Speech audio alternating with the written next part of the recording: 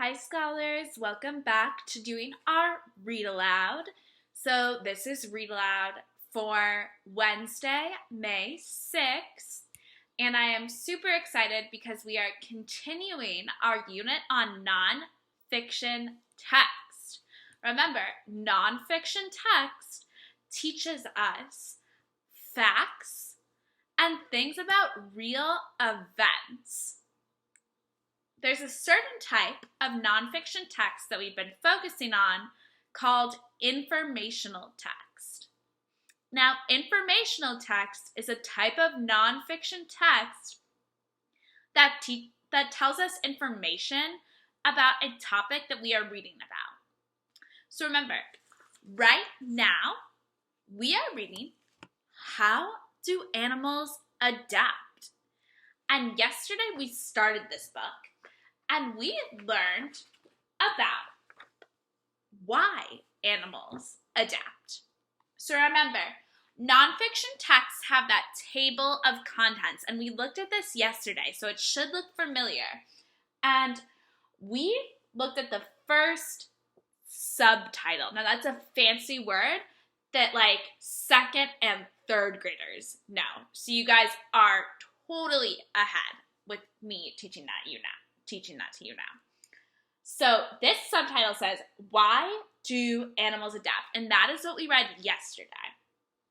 Today, we are going to read about why animals' bodies change and how does that help them adapt to their environment.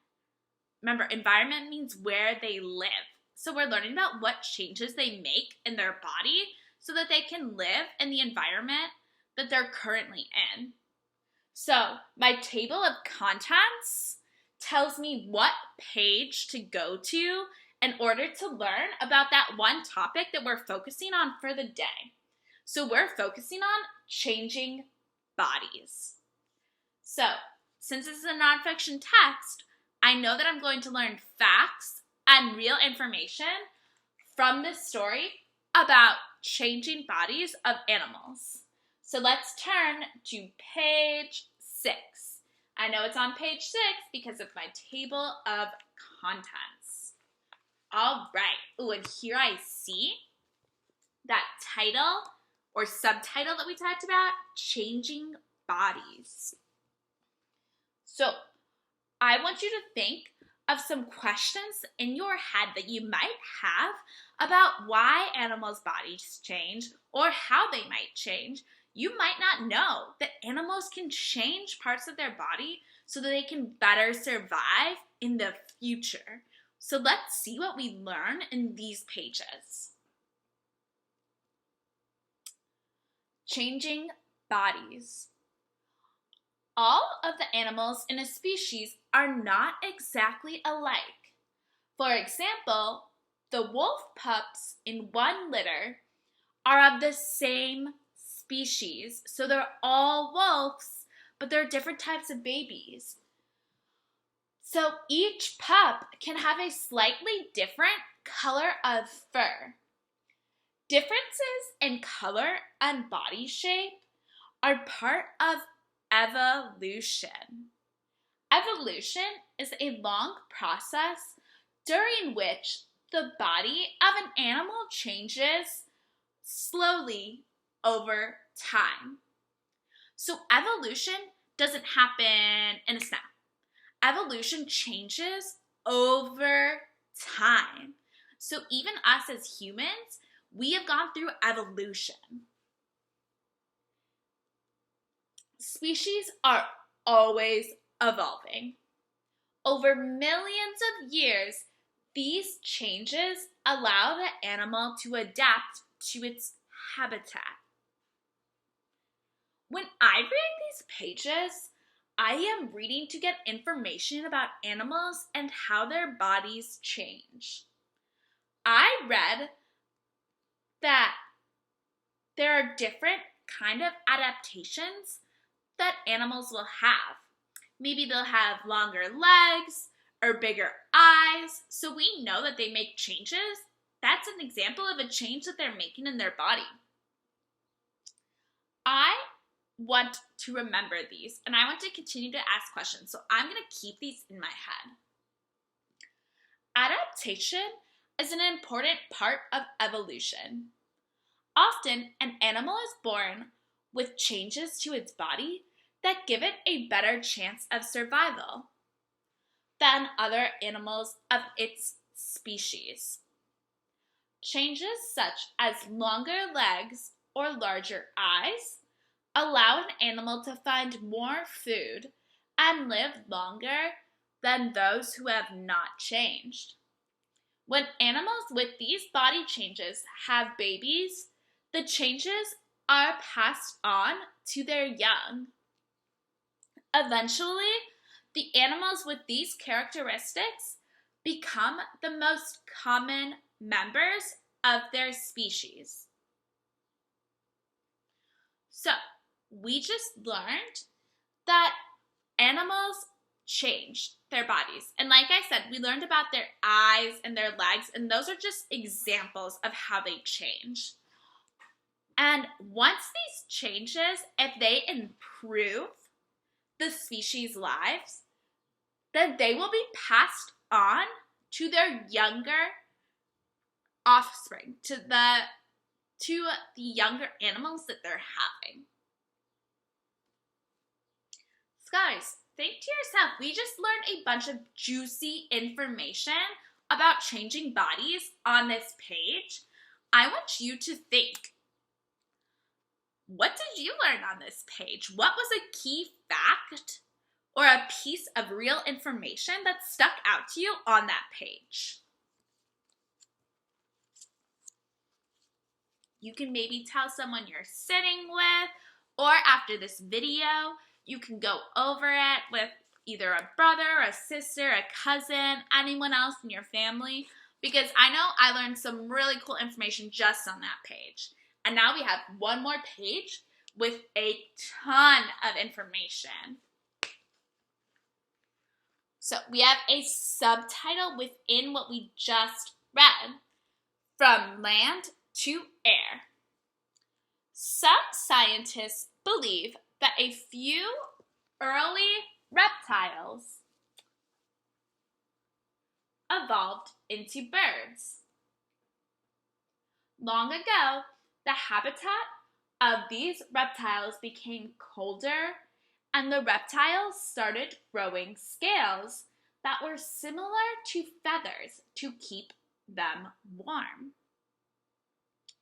As their bodies changed and their scales became more feather-like, the reptiles began gliding through the air. Their bodies continued to evolve until the animals were able to fly. Whoa, super cool. Learning to fly, another subtitle we see there. Bats are the only mammals that fly. Their ancestors were small mammals that lived in trees over millions of years. These mammals grew flaps of skin on their bodies. They began to glide from one tree to another to find food. Eventually, the bones of their front feet lengthened. Their long fingers were covered with a thin skin, which formed the bat's wings. Very interesting. Here we see a little diagram of a bat wing. You can tell, I don't know if you can see in the video, but you can see that it says bat wing right over that little picture of a bat wing. And then we see here a human arm. And the caption says, both bats and humans have fingers, but their fingers have different functions. Bats have long fingers that support wings, but human fingers hold objects. So guys, this is a good example of a similarity between species, but that these fingers that we see in the bat wing and the fingers that we have serve two very different functions. So that's another example of an adaptation because we use our fingers to grab things, while bats use it for support in their wings, like we just learned. Ooh, let's see what this says. We have a picture of a giraffe head that you can see right here, and that's a photograph, whereas these were drawings that helped us better understand what we were learning about the animals moving from land to air and about those similarities between the human fingers and the bat fingers. All right, come on up. The food is great. Many plant-eating animals or herbivores compete for food on the savanna or grasslands of Africa. Most herbivores that live in this habitat feed on long grasses, but giraffes have evolved so that they can reach leaves on high branches. These leaves contain more nutrients and moisture than grass. That's an interesting fact that I did not know before. Now, I want you to again to think of another interesting fact that you learned on this page and keep that in your brain to share with someone else today, to tell them what you might have learned from this read aloud. Because I think this is really super cool. Now, scholars, let's do a check. What makes a non-fiction text? Why do we call a text like this non-fiction? What does it teach us?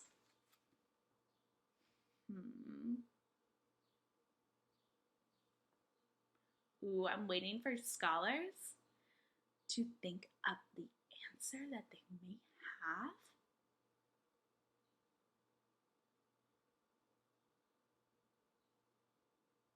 Ooh, pretend I just got on you, go. I know so many scholars got a thumbs up on this because they said that a nonfiction text teaches you facts or things about real information. Ooh, thumbs up. Good job, scholars. Now, let's think.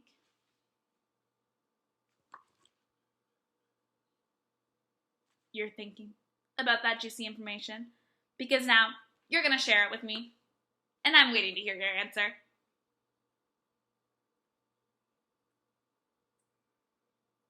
Oh, so many interesting answers from all of you about those cool facts that you learned in these 2 pages. And I can't wait because we still have some more super cool pages that we're reading in this book, How Do Animals Adapt, to learn some more facts and information. All right, I'll see you all on Thursday. Bye, scholars.